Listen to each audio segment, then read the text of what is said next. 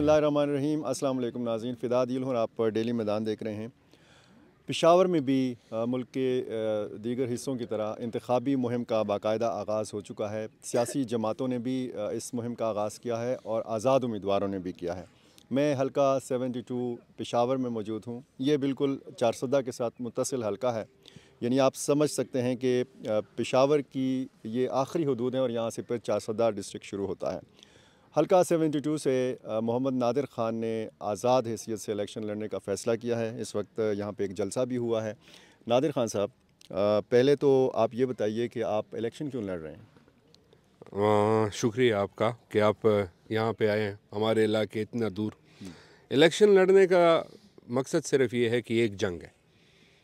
हमने पिछले 23 साल से हमारे इस हलके में डैम है, लेकिन इलेक्ट्रिसिटी नहीं है, बिजली नहीं है, 24 घंटों में 1 घंटा भी नहीं। तो हमने हमेशा, आपने देखा होगा न्यूज़ में, मीडिया में, मुख्तलिफ न्यूज़ चैनल्स में, मैंने ख़ुद भी कहा था, स्ट्राइक्स, एहतजाज यहाँ पे हो चुके हैं। लेकिन ये हमारे जितने भी हुक्मरान यहाँ से आ जाते हैं, लीडर्स जो होते हैं और फिर आगे बन के हुक्मरान बन जाते हैं, चाहे वो स्पीकर हुआ, हमारे यहाँ पे हल्के से था, पूरे केपी का, पीपीपी का था, अगर वो इसके बाद डिप्टी स्पीकर हुआ तो हमारी जो नया पाकिस्तान पार्टी है पीटीआई, उनकी तरफ से था। अच्छा, हमेशा सियासत यहाँ पे जो है, क्योंकि ये एक बेसिक नीड है, तो इसकी वजह से इन्होंने हमेशा कहा कि बिजली का मसला हल करेंगे, लेकिन 23 साल हो गए। ठीक है, हमने हमेशा एहतजाज किया। इस बार ये हमारे हलके ने मिल के हम एक साथ हुए और हमने फ़ैसला किया कि ये एहतजाज वोट के ज़रिए किया जाएगा और इंशाल्लाह वोट के ज़रिए हम अपना एहतजाज करेंगे। किसी भी पार्टी को वोट नहीं देंगे, आज़ाद हैसियत से इंशाल्लाह विन करेंगे और अपने हलके का ये सबसे जो मेजर मसला है बिजली का, वो हल करेंगे। इसके अलावा अगर आप गैस देखें तो गैस के पाइप तो हैं, मीटर भी लगे हुए हैं, बिल भी दे रहे हैं, लेकिन यहाँ पे गैस है ही नहीं। तो ये वो चीज़ें हैं जो इन्होंने हमारे हलके को, आप ये समझिए कि प्लान के ज़रिए इसको ऐसे रखा गया है कि ये बेसिक नीड्स इनके पास ना हो और ये सर ना उठा पाएँ। तो इंशाल्लाह ये जो इलेक्शन है, ये इनके ख़िलाफ़ एक जंग है और ये जंग हम लड़ेंगे। आपने फरमाया कि डैम है, कौन सा डैम है और उससे बिजली भी पैदा होती है वर्सक डैम से? जी जी बिल्कुल। और आपके जो सारे देहात हैं, कितने देहात हैं जो बिजली से? 52 देहात। ये कितने अरसे से? 23 साल से? 23 साल से। और इसमें दौरान 23 साल में इलेक्शंस भी हुए, यहाँ से लोग भी मुंतखब हुए, तो ज़ाहिर है कि इन्होंने भी लोगों से वादे किए होंगे और इसी किस्म के मसाइल भी बयान किए होंगे, तो वो नहीं हल हुए? बिल्कुल नहीं। मैं आपको यही कह रहा हूँ कि जितने भी हमारे यहाँ पे सियासतदान हैं, उन्होंने सियासत क्या की? बिजली की। अभी ट्रांसफार्मर की सियासत की। हमारा मसला ट्रांसफार्मर तो था ही नहीं। हमारा मसला तो क्या था कि ट्रांसफार्मर पे क्या करें जब बिजली है नहीं। आप ये समझें कि हॉस्पिटल्स जितने यहाँ पे हैं, सरकारी हॉस्पिटल्स के पास बिजली नहीं है, सरकारी स्कूल के पास बिजली नहीं है। हालांकि बिजली भी सरकार की है और हॉस्पिटल जो है वो भी सरकार का है, लेकिन तो वो कैसे चलते हैं? चलते ही नहीं। अच्छा, मतलब वो दिन की लाइट में चलते हैं और फिर शाम को बंद हो जाते हैं। मतलब अगर आपको लेट से शाम के बाद कोई इशू हुआ तो आप यहाँ से 15 किलोमीटर जाएंगे लेडी रीडिंग अस्पताल और वहाँ पे अपने मरीज़ को लेके जाएंगे। अच्छा, इसके अलावा ये BRT बस सर्विस जो है, ये सिर्फ पेशावर के लिए तो थी नहीं, यहाँ पे वो सर्विस है ही नहीं।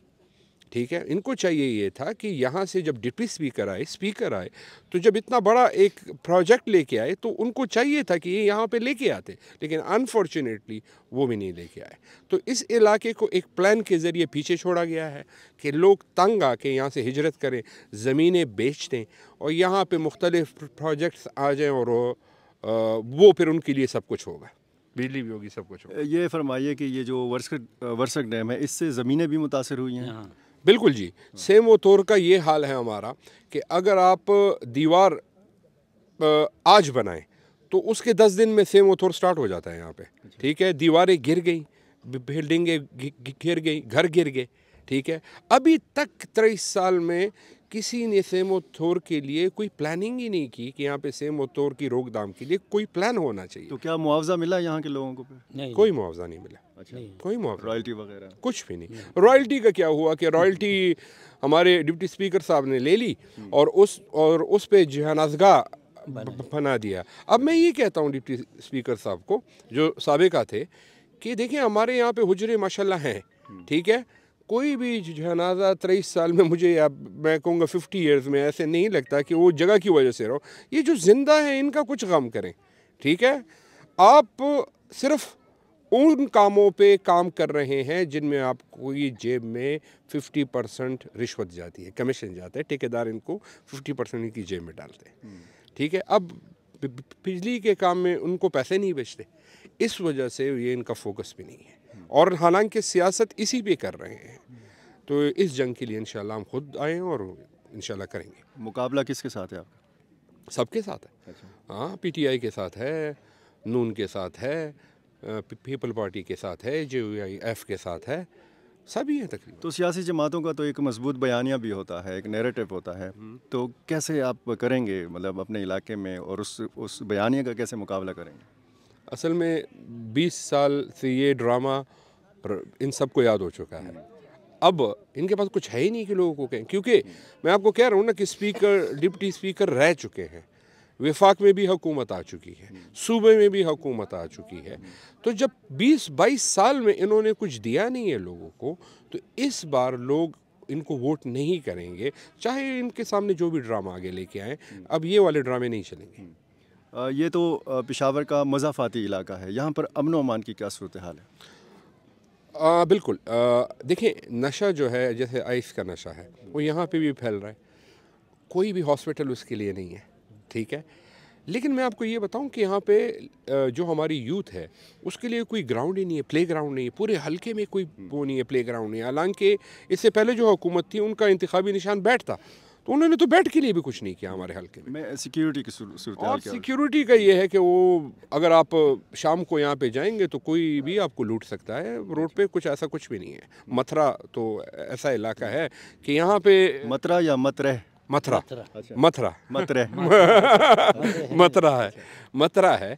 और यहाँ पे जो हमारी पुलिसिंग है वो अपने आप को सिक्योर बहुत अच्छी तरह से कर रही है, मतलब थाने को बंद कर देती है, गेट बंद कर देती है, उनको अपनी फिक्र ज़्यादा है। कोई आपको रोड पे कोई गाड़ी नहीं नज़र आएगी इनकी, कोई गश्त वगैरह नज़र नहीं आएगा, कोई सिक्योरिटी सिस्टम नज़र नहीं आएगा। आप रोज़ाना 2 दिन बाद देखें अखबार, किसी लड़के ने किसी लड़के को मारा होगा, किसी भी। तो ये एक सिस्टम है, इन सबको इंशाल्लाह सेट करेंगे। बहुत शुक्रिया जी, थैंक यू सो मच। नाज़रीन, इंतखाबी मुहिम का आगाज़ हो चुका है, सियासी जमातें भी सरगर्म हैं और नादिर खान साहब की तरह आज़ाद उम्मीदवार भी मैदान में हैं। देखते हैं 8 फरवरी को क्या होता है, और ये भी देखना है कि 8 फरवरी को इलेक्शन भी होते हैं या नहीं। बहुत शुक्रिया।